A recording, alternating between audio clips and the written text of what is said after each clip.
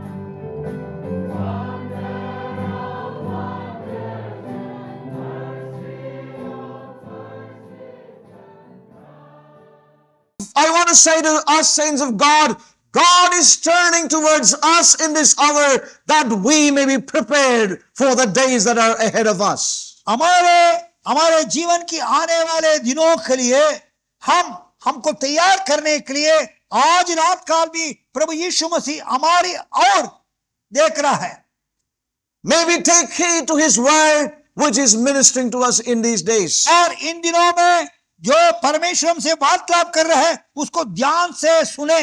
You know, the intensity is going to increase in the days to come. आने वाले दिनों में ये ज्यादा जोर से ये बातें होएगा. But we need to contend all the more for the faith which is delivered unto the saints. परमेश्वर के प्रिय, All the more. जो पवित्र लोगों को सौंपा गया उस विश्वास के लिए हम अत्यधिक पूरा प्रयत्न करना, अत्यधिक पूरा प्रयत्न करना. So may God minister this deep into our beings. और ये बातों को प्रभु हमारे जीवन की गहराई में वार्तालाप करें. God is giving us a word of direction to us even as his people in this hour. और इस घड़ी में परमेश्वर मुझको और आपको अपना प्रजा समझकर अपने लिए दिशा दिखा रहा है. You know, so we need to move on in this warfare. और इस युद्ध में हम आगे बढ़ते जाना. And we cannot relax. We cannot fall back into any place of complacency, but we need to pray always. We need to be watching always, and we need to moving on in the direction that God has given unto us. जो प्रभु ने जो इस घड़ी पर हमको जो मार्ग दिखा रहा है उस दिशा में हम आगे बढ़ते जाना. इस संग्राम के समय में आगे बढ़ते जाना, वरना हम इस संग्राम में हम हियाव छोड़कर कहाँ भी ना गिर जाना. You know, when we turn to Luke 17 and verse 25, जब लूका रचित सुसमाचार 17वां अध्याय उसके 25वां पद में we have read this even last night. It says, but first must he suffer many things and be rejected of this generation.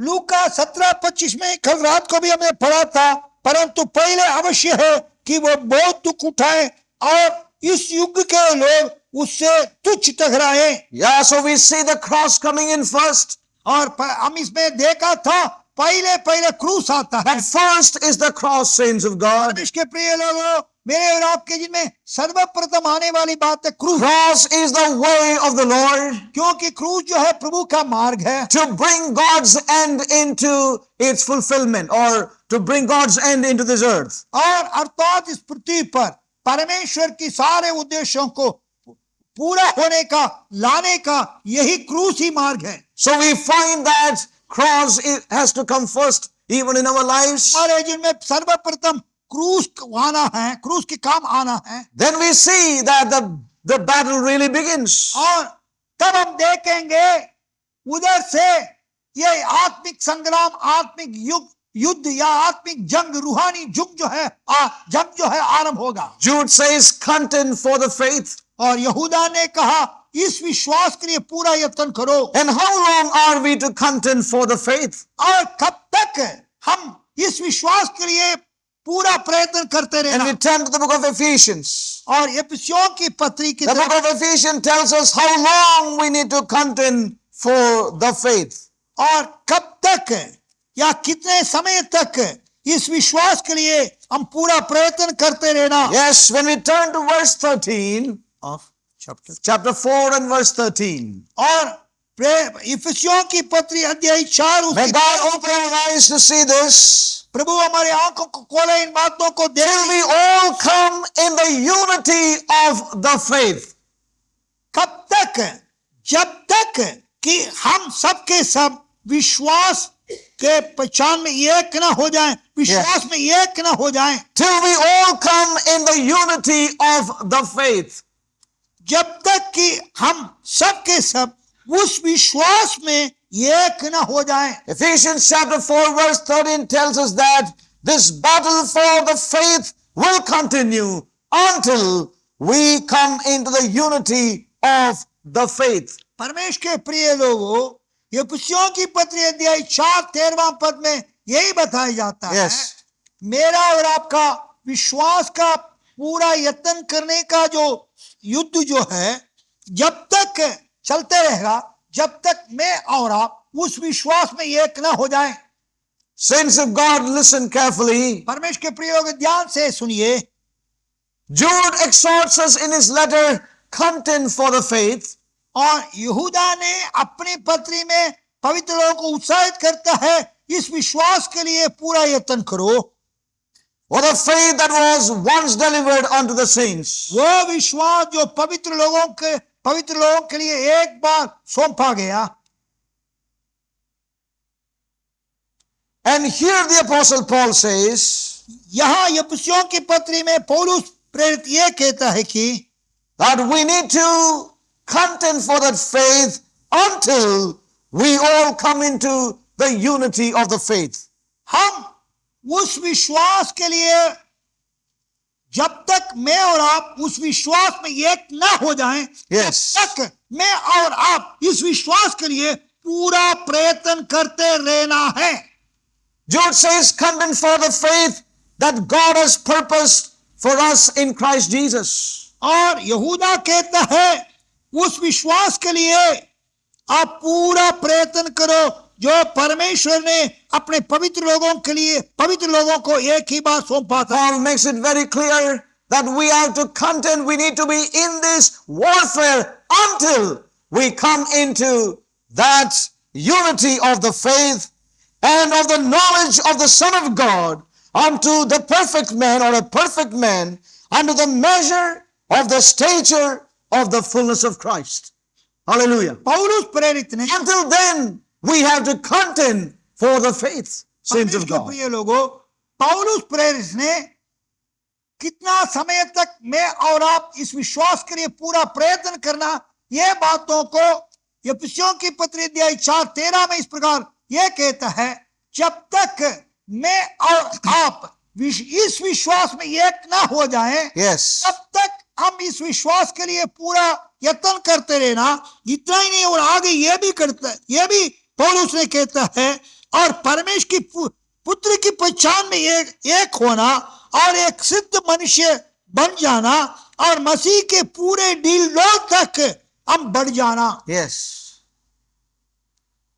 Until this time, until this place, until we come into the unity of the faith and of the knowledge of the Son of God, unto a perfect man, unto the measure of the stature of the fullness of Christ, we need to contend for that faith which will bring us into this realm, saints of God. परमेश्वर के प्रियो, जब तक हम सबके सब, कुछ लोग नहीं, सबके सब विश्वास और परमेश्वर के पुत्र की पहचान में एक न हो जाएं और एक सिद्ध मनुष्य न बन जाएं और मसीह के पूरे ढीलों तक न बढ़ जाएं, तब तक हम सब के सब उस विश्वास के लिए पूरा यत्न करना। We need to allow the cross to work in us in these days. और इस कारण परमेश्वर के प्रिय लोगों, इन दिनों में परमेश्वर प्रभु का उस क्रूस हमारे जीवन में कार्य करना। God's way to God's end is the way of the cross. और परमेश्वर के उद्देश्य का पूरा होने का मार्ग वो क्रूस की मार्ग है। May we not forget the way which God has for his people. और हम परमेश्वर ने अपने लोगों के लिए रखा हुआ इस मार्ग को कभी भी हम ना भूल जाएं। Now when we talk about the cross, जब हम क्रूस के विषय पर जब वार्तालाप करते हैं, most of the time we only think of the side, or we think of the suffering and the death.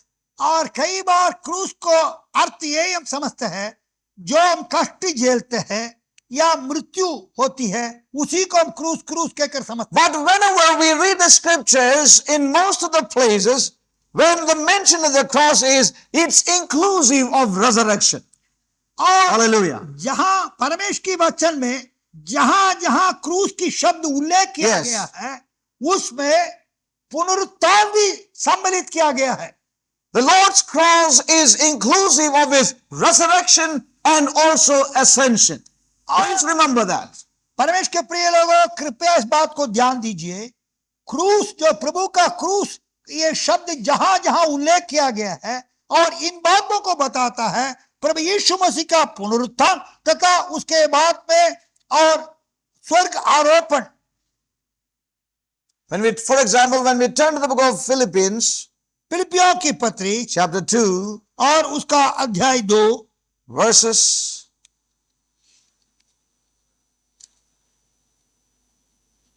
1 verses 8 and 9. उसका 8 और 9 पद. And being found in fashion as a man, he humbled himself and became obedient unto death, even the death of the cross. Wherefore, God also hath highly exalted him and given him a name which is above every name. So we find the death and resurrection here and the ascension. परमेश्वर के प्रिय लोगों, फिलिपियों की पत्री 2 अध्याय 8 और 9 पद. ध्यान से अपने अपने बाइबल में मेरे साथ पढ़िए. और मनुष्य के रूप में प्रकट होकर अपने आप को दीन किया और यहां तक आज्ञाकारी रहा कि मृत्यु, क्रूस की मृत्यु भी सहली. इस कारण, इस मृत्यु की क्रूस भी सहने के कारण परमेश्वर ने उसको अति महान भी किया और उसको वो नाम दिया जो सब नामों से श्रेष्ठ है. और इस बातों में क्रूस के अंदर यीशु मसीह का जीवन पुनरुत्थान तथा महिमामय और स्वर्ग आरोपण का भी और सम्मिलित किया गया है. When we turn again to Hebrews chapter 1, इब्रानियों की पत्री 1 अध्याय and verse 3, और उसका 3 पद. who being the brightness Amen. of his glory and the express image of his person, and upholding all things by the word of his power, when he had by himself purged our sins, sat down on the right hand of the majesty on high. Again we find इब्रानियों की the पत्री, cross, resurrection, and ascension. इब्रानियों की पत्री 1 अध्याय 3 पद. वह अर्थात पुत्र अर्थात प्रभु यीशु मसीह परमेश्वर की महिमा का प्रकाश और परमेश्वर का तत्व की छाप है और सब वस्तुओं को अपनी सामर्थ के वचन से संभालता है. वह पापों को धोकर ऊंचे स्थानों पर महामहिमन के दाहिने जा बैठा. ऊंचे स्थानों पर महामहिमन के दाहिने जा बैठा. इसमें से हम क्या समझ सकते हैं? प्रभु यीशु मसीह के क्रूस में उसका मृत्यु, जीवन पुनरुत्थान, महिमामय और स्वर्ग आरोपण भी और सम्मिलित है. The Lord's cross is inclusive of his resurrection and ascension, saints of God. प्रिय लोगों, प्रभु यीशु मसीह का क्रूस में उसका पुनरुत्थान, जीवन पुनरुत्थान तथा महिमामय स्वर्ग आरोहण भी Let है. us also turn to Ephesians chapter 1 इफिसियों की पत्री अध्याय 1 and verse 20. और उसका 20वां पद. Which he wrought in Christ when he raised him from the dead and set him at his own right hand in heavenly places. जो उसने मसीह के विषय में किया कि उसको मरे में से जिलाकर स्वर्गीय स्थानों में अपने दाहिनी ओर बिठाया. So saints of God, when we say that God's way is the way of the cross, do not see it negatively. Where the cross is, there is also a resurrection and there is an ascension for God's people. परमेश्वर के प्रिय लोगों, इस कारण जहां जहां क्रूस की शब्द उल्लेख किया गया या जहां जहां क्रूस की बात आती है, आप इसको नकारात्मक की अर्थ में सीमित नहीं रहना. उस क्रूस के अंदर वो प्रभु यीशु मसीह का जीवन पुनरुत्थान और महिमामय स्वर्गीय आरोहण की सच्चाई भी बना हुआ है. Beloved saints of God, if we are ever thinking of coming into the full stature of the Son, we can never come into it unless and until we contend for the faith in these last days in our lives. परमेश्वर के प्रिय लोगों, यदि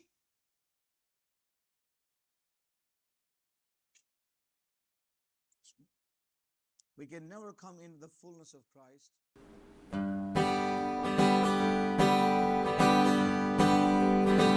Oh, let us climb the hills of Zion to the city of the living God, to the city of the living God, to the city of the living God. Oh, let us climb the hills of Zion to the city of the living God, for the ark of the testimonies in your midst.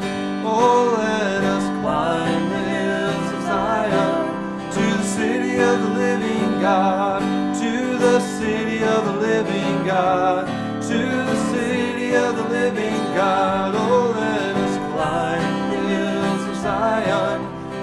city of the living God.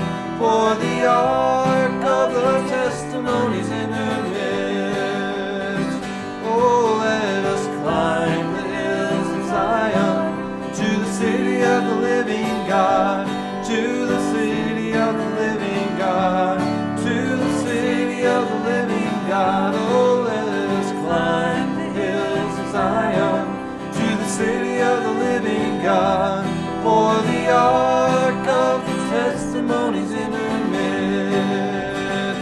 Oh, let us climb the hills of Zion to the city of the living God, to the city of the living God, to the city of the living God. Oh, let us climb the hills of Zion to the city of the living God. For the ark of the testimonies in her midst. For the ark of the testimonies in her midst. For the ark of the